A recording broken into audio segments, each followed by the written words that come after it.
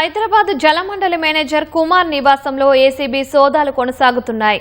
మల్లాపూర్లోని కుమార్ నివాసంతో పాటు ఆయన బంధువుల ఇళ్లలోనూ ఏసీబీ తనిఖీలు చేపట్టింది. మరింత సమాచారం మా ప్రతినిధి రమేష్ ను అడిగి తెలుసుకుందాం. రమేష్, జలమండలి మేనేజర్ కుమార్ నివాసంలో ఏసీబీ సోదాలకు సంబంధించి వివరాలు ఏంటి?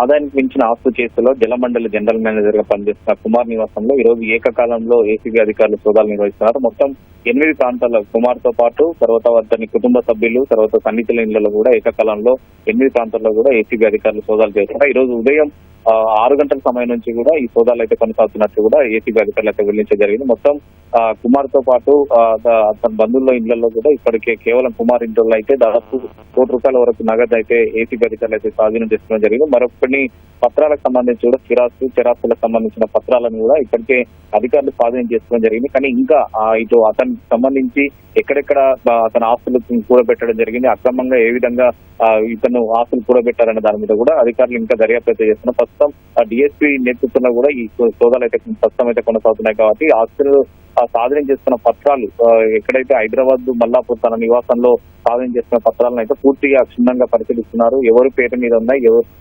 ఎక్కడెక్కడ ఆస్తులు కూడబెట్టారు, ఎక్కడ సంబంధించిన ఇళ్ల స్థలాలు కానీ తర్వాత అగ్రికల్చర్ భూమికి సంబంధించిన పత్రాలు కూడా స్వాధీనం చేసుకున్నారు. కాబట్టి వాటిని అన్ని కూడా ఇక్కడ వీళ్ళు ఏ విధంగా కొన్నారనే దాని మీద కూడా కుమార్ పోలీస్ ఏసీబీ అధికారులు అయితే అతను విచారిస్తున్నారు. అలాగే అతని ఆస్తులకు సంబంధించి కూడా పూర్తి స్థాయిలో వివరాలు అయితే సేకరిస్తున్నారు. ఎందుకంటే కొన్ని రోజుల నుంచి కూడా ఆదాయానికి మించిన ఆస్తి కేసులకు సంబంధించి కూడా ఇప్పటికే ఏసీబీ అధికారులు ప్రత్యేకంగా నిఘా పెట్టి అతనికి సంబంధించి కూడా పూర్తిగా వివరాలు సేకరించిన తర్వాత ఈ రోజు మొత్తం ఇటు హైదరాబాద్ తర్వాత నిజామాబాద్, రంగారెడ్డి ప్రాంతాలకు సంబంధించి కూడా సోదాలు అయితే కొనసాగిస్తున్నట్లయితే అధికారులు స్పష్టం అయితే చెప్పడం జరిగింది. కానీ దీనికి సంబంధించి అయితే ఈ రోజు జరిగిన సోదాల్లో మొత్తం స్వాధీనం చేసుకున్న వాటిలో ఎంతవరకు వాల్యూ ఉంటుంది, బహిరంగ మార్కెట్లకు సంబంధించి కానీ ఎంతవరకు ఉంటుంది అనేది కూడా ఇంకా పూర్తిగా తెలియాల్సింది. ఎందుకంటే ఉదయం నుంచి మాత్రం కేవలం కుమార్ ఇంట్లో మాత్రమే నగదు అయితే ఇప్పటివరకైతే స్వాధీనం చేస్తారు. నగదుతో పాటు మరి బంగారు కానీ ఇతర వస్తువులకు సంబంధించి కూడా ఏదైనా స్వాధీనం చేస్తారు అనేది కూడా పూర్తి వివరాలు తెలియాల్సింది. ఎందుకంటే ఈ మొత్తం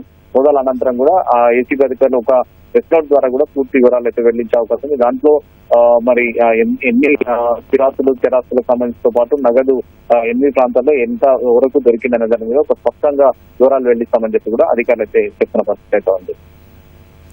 ధన్యవాదాలు రమేష్.